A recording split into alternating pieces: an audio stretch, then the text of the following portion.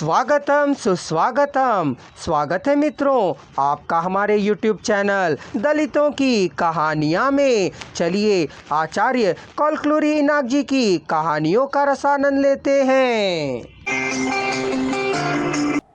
वे लोग ढिंढोरा को घोषणा करने के लिए ही नहीं पीटते हैं, शोभा यात्रा के लिए भी नहीं पीटते हैं, शादी ब्याह के लिए भी नहीं पीटते हैं, जन्म और मरण के संदर्भों में ही नहीं पीटते हैं। यह विद्या है कह, गायन है कह, कला है कह भी नहीं, पोतराजू बैल की बलि कह, एल्लम्मा की मनौती है कह, देवार्चन कह, भक्ति और श्रद्धा से विश्वास से पूजा करने का काम है। लोगों के लिए यह शोभा यात्रा का ढिंढोरा ही है।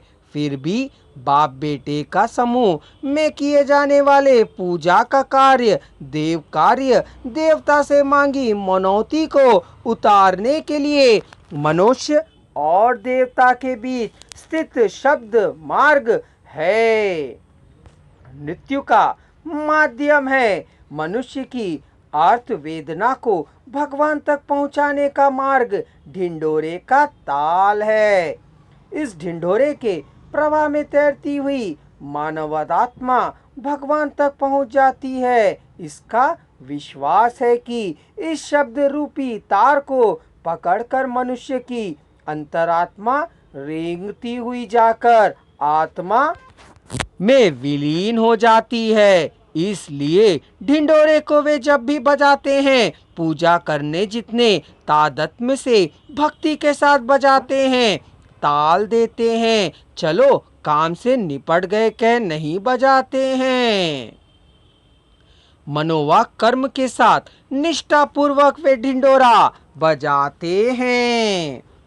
बाप बेटा नरसिम्हा और सनुबोलू के ढिंढोरा बजाने वाले कलाकारों के समूह में शामिल होते ही गाल दिन ने शंकर रेड्डी की जीत और शोभा यात्रा शुरू हुई। हंसने से दांत दिखाई देते हैं ऐसा मुख है कहन जानना ही नहीं, अपितु मुख शरीर सिल के बाल सभी अखंड रूप से एक ही रंग वाले सनबोलू के ढिंढोरा पर ताल देते हुए कदमों को थिरकाने का, ऊपर झूलते हुए उड़ते हुए गिरते हुए जुल्फों वाले घुंघराले बाल उसके रंग के होने पर भी अलग से दिखाई देते हैं। उड़ते बाल चेहरे पर गिरते पड़ते रहने पर, कदम को थिरकाने पर ही वे उड़कर फिर गिरने जैसा ताल देने लगता है सनुबोलू। दोनों हाथ ढिंढोरा पर ताल देते हुए ध्वनि उत्पन्न करते समय पैर सीधे पीछे वलयाकार में लयबद्धता के साथ ताल देते रहने पर लगता है पैरों की लयबद्धता ताल की लयबद्धता के साथ एकाकार हो गई है।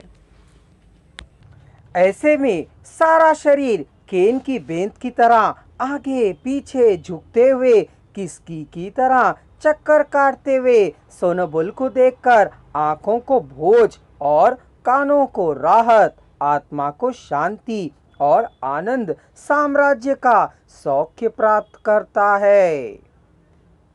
दुबला पतला छोटे कद के सनबोलू के शरीर से उतना सारा पसीना कहाँ है, उसे उतनी व्याकुलता क्यों है। हर रोम के मूल से निकल झांक कर बाहर आ बूंद बन फिसलता हुआ सिर से लटकती सुतली की तरह सारे शरीर में लटकती हुई सुतलियों की तरह पसीना सफेद रंग से शरीर से लगाकर काले रंग में रंग कर टपकता हुआ है। तेल रहित बालों में पैदा हुआ पसीना बालों को भिगोता हुआ स्नान कराकर लथपथ करता हुआ बालों के उड़ने पर वह भी बौछार की तरह गिरने लगता है।